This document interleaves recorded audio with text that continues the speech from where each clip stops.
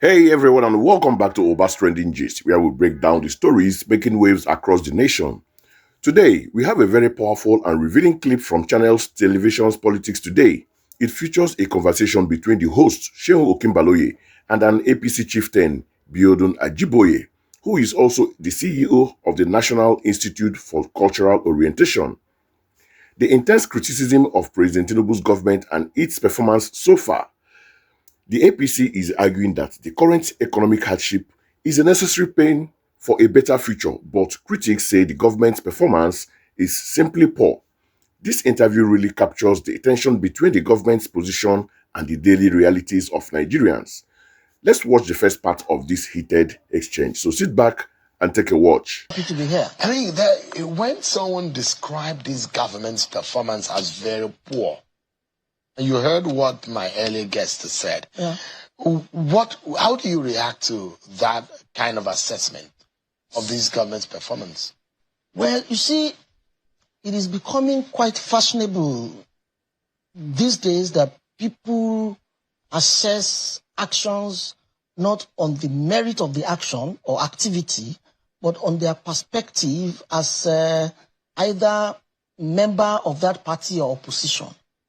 So, hardly would you see any opposition member who would come up to say that this government is doing well. Why? If they attest to the government as doing well, they would have been defeating their own core purpose of being opposition. That's what they think. But in the true sense, is this government doing well? Well, how can you say the government is not doing well? And I'll explain to you. This is a government who took Nigeria from doldrum. We were on the floor. Nigeria was on the floor, not because of so many things that Nigeria never ever did right. For instance, talk about taxation. How many people really pay tax in Nigeria? Between you and I, less than 50, well above 55% of Nigerians who are supposed to be paying tax never paid tax. Whoever goes after them? Nobody. So if you now get a government who says, please pay your tax as and when due and the appropriate evaluation of your income, you now say that government is harsh. However, our revenue as a nation is dropping low, is getting lower by the day. So any government who actually wants a country to make some sense will look at what are we earning as a country. And in actual fact, what are we earning? Are we a productive economy? We see the point at which we needed to reassess ourselves as a nation. As it was the point that Bola Tinubu came in and said, look, we need to stop here and reassess ourselves. Except we reassess ourselves properly, moving forward may be even tougher than where we're coming from. Why does it anger, or why does it make people in your party angry when they hear that Nigerians are suffering? Which in actual fact, that is what is on the street. No, it's true. Why is it that people don't want to hear it? I tell people all the time, Shehu, the consequence of any form of reform, removal of subsidy, flotation of naira, against foreign is only inflation will come after it. Definitely, there will be inflation. It's expected. But the point is, if we did not go through that route, we may never get it right in Kingdom Come. But my question here is, why does it sort of aggravate or infuriate members of the APC when they hear people assess and say people are suffering, which is a fact that people are suffering. People are going through tough times. Okay. Why is it difficult for your party members to accept that is a real fact on the ground? Probably individual basis, individual differences. If anybody tells me that, I won't be angry. I will only say it's the expected consequence of our reforms. But it's true that people are suffering. You agree? It's true that there's inflation. Yeah, there is inflation. To that extent, those that are very, very low income earners are no longer able to meet up with a lot of things. When there's inflation, prices go up. And how were we coping? We're subsidizing the naira to the tune of $1.5 billion monthly. We're subsidizing electricity. We're subsidizing fuel. Any nation who were doing all of these things we said must have a highly productive economy. We didn't even have a productive economy. So, a point to stop and reevaluate was the point Bola Tinubu came and said, no, in spite of my training as a financial engineer, in spite of my training as a public finance person and corporate finance person, I will not allow this country to go down like this. Let us stop and reevaluate. Is that too much to ask for a country that wants to make And progress? we know naturally, any reasonable person will know that strong reforms comes with tough decisions. Oh yeah. And there will be repercussions. Oh yeah, and there will be repercussions. implications. Consequences. But the only question we should ask ourselves now is that, do we want to go through the tough time now and enjoy later, or want to continue and crash completely? The nation was going to crash if such steps were not taken. That's a fact. You and I know. Any intelligent, any educated person within this country knows. All those things that those opposition people are saying, they are saying all of those things to save their faces. Okay, let's pause there and break this down. The first thing you'll notice is Mr. Ajiboye's primary defense. He calls the criticism fashionable. He argues that it's just what opposition parties do. They never see anything good in the ruling government. While there are some truths in partisan politics, this is also a classic way to deflect from the substance of the criticism itself. But the most striking point he made was when he said this government took Nigeria from the doldrums and that the nation was on the floor. This is a bold claim, especially considering that his party, the APC, was also in power for the 8 years prior. So, in defending the Tinubu's administration, he is directly or indirectly admitting that the previous APC administration under President Buhari left the country in a terrible state. That's a very significant admission from a party chieftain. Segun Okinbaloye, the host, senses this and pushes back by asking a very direct and poignant question about the suffering of the people. So, let's see how Mr. Ajiboye's response to that in the second half of the clip. So, watch this.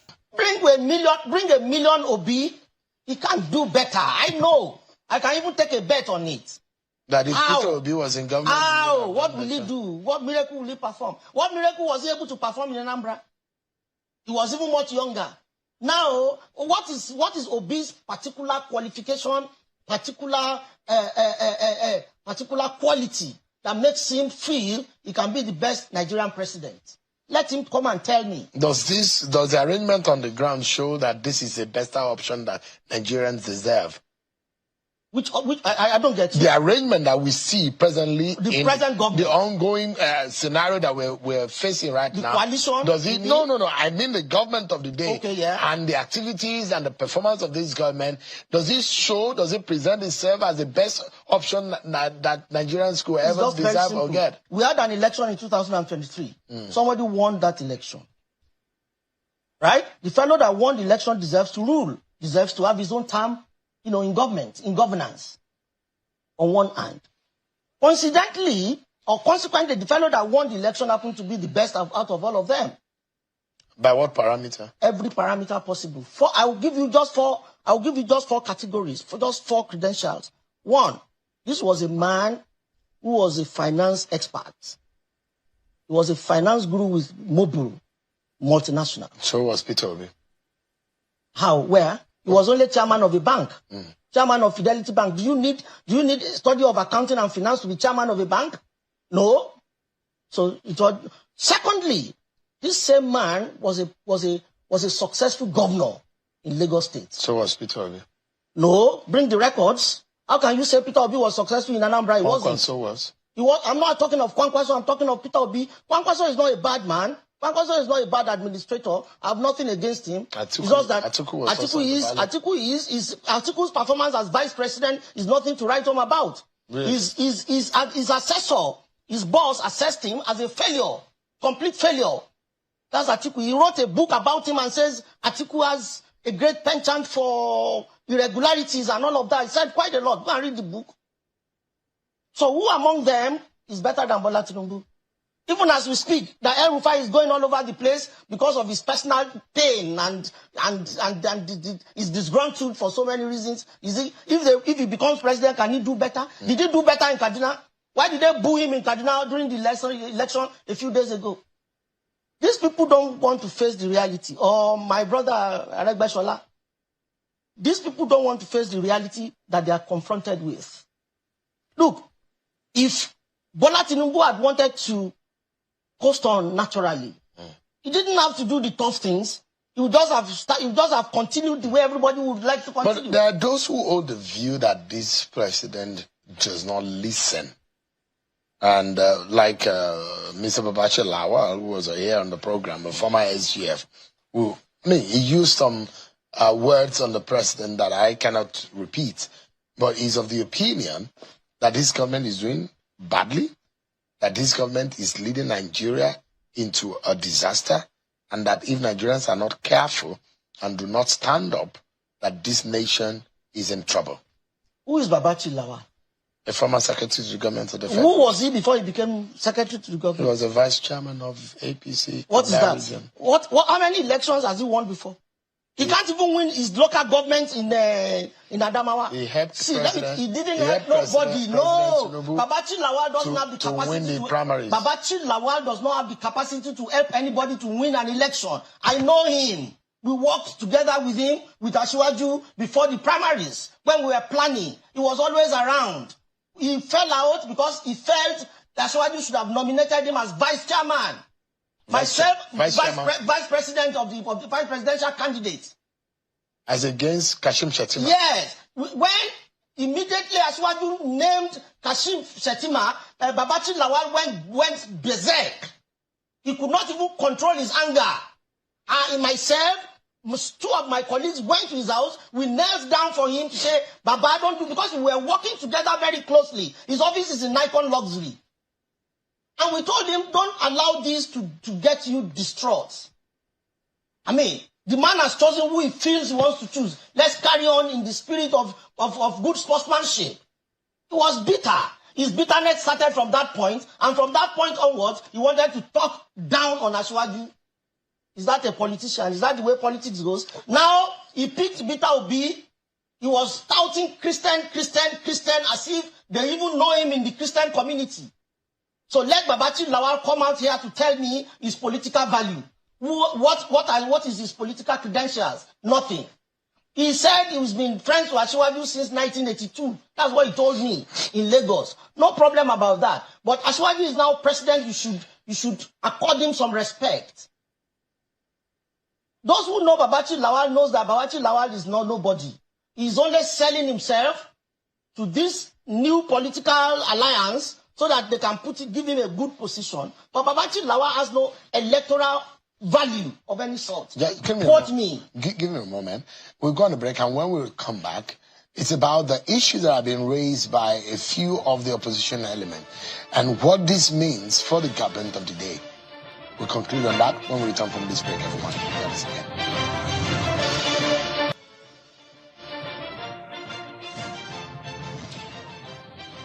Thank you so much, everyone. Our concluding moment now with Mr. Biodun Ajiboye, who is the Director General of NICO and the chieftain of the APC. You are going directly throwing that at the messenger. And those who say, what about the message? Look at the issue that has been raised by some of the opposition element. And it does look like the kind of response you get from APC members when some opposition figures talk about the performance of this government, the attitude of leaders in the APC government. It gets some of you infuriated. Why don't you focus about what Nigerians are facing? And also, are you under pressure on what the opposition is planning? Because their plan is that come 2027, they're going to send Asiwaju Bola Tinubu back to Lagos, and they're going to send APC out of prominence. Okay. That's fine. It is for them to plan. It is for us to do the right things. Are you doing the right thing? No, that's what I'm saying. By the Nigerian people. Listen, the argument is very simple. I am not oblivious of the fact that things are tough in Nigeria. I equally know that if we had to go the route we're going as a party, as a government, things must be tough in the beginning. But I know very well that at the end of the day, there will be some good news at the end of the tunnel. Light at the end of that's a fact. Because deliberately, we decided to cut some of those palliatives that we put forward to coast life on artificially. There's no way you can continue the way Nigeria was going. You are not producing. Even your quota for your barrel per day, OPEC quota of 2 million barrels per day were no longer met. We're doing under 1 million, about 700,000 when this government came into power. So a nation that does not generate a lot of activity, productive activity. And this government took over from what party? No. I mean, it's the same party. It's the same party. Yeah, but so you are blaming. No, I'm not blaming. We are not in. We cannot. It's the same party. Right, yes, you cannot in the right conscience blame. So this government meant a wreckage. That's what you're saying. Oh yeah, the point is clear. Let me explain to you. Left by your party. Two issues were accountable for the problem the government had. COVID was one. Right. In fact, basically COVID. Now, COVID made a lot of plans unattainable. So if the last government had challenges, it was because of certain global situation that happened. We need to close because we're totally out of time. I'm not going to sit here and say that last government did not. It was our government. But what I'm saying is that this government came and put a proper plan on the table. And say, if you go with this plan, this is the consequence. It may be tough in the beginning, but we assure you it will be better as time goes by. And that's exactly the point. Otumba Biodun Ajiboye is the Director General of NICO and the chieftain of the APC. Thanks so much indeed for coming tonight. Thank you. Wow. So Mr. Ajiboye acknowledges that there's inflation and that people are going through tough times. But he frames it as the expected consequences of our reforms. This is the core of the government's current argument, that removing the fuel subsidy and floating the naira were tough but necessary to save the economy from a total crash. According to him, the pain we feel now is a sign that the medicine is working. He then pivots to questioning the credibility of critics, specifically mentioning former SGF Babachi Alawa and the presidential candidates of the opposition. He questions their track record and suggests their criticism is based on personal bitterness and political maneuvering. It is a strategy that attempts to shift the focus from the message that people are suffering to the perceived flaw of the messenger. He is essentially saying, don't listen to them, they are not credible and would have done worse. So, here is my take on this entire situation. First, the government and its supporters have a serious communication problem. While the economic arguments about necessary reforms might make sense in a boardroom, it sounds very dismissive to the person who can no longer afford to buy a bag of rice or transport their kids to the school. Phrases like fashionable criticism and expected consequences lack empathy. What Nigerians want to hear is not just why they are suffering, but a clear, believable plan on how and when that suffering will end. The suffering now and enjoy later message is difficult to sell when people can't see the light at the end of the tunnel. Second, the blame game is not a sustainable strategy. Mr. Ajiboye blamed the opposition. He blamed past national failures like low tax compliance, and they indirectly blamed the previous APC government. A government in power must at some point take full ownership of situation.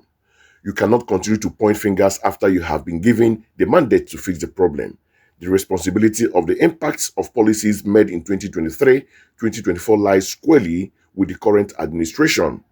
Thirdly, this entire exchange highlights the deep disconnect between policymakers and the citizens. For the government, it's about revenue, production and long-term economic stability. For the average Nigeria, it's about price of bread, the cost of fuel, the ability to survive day to day.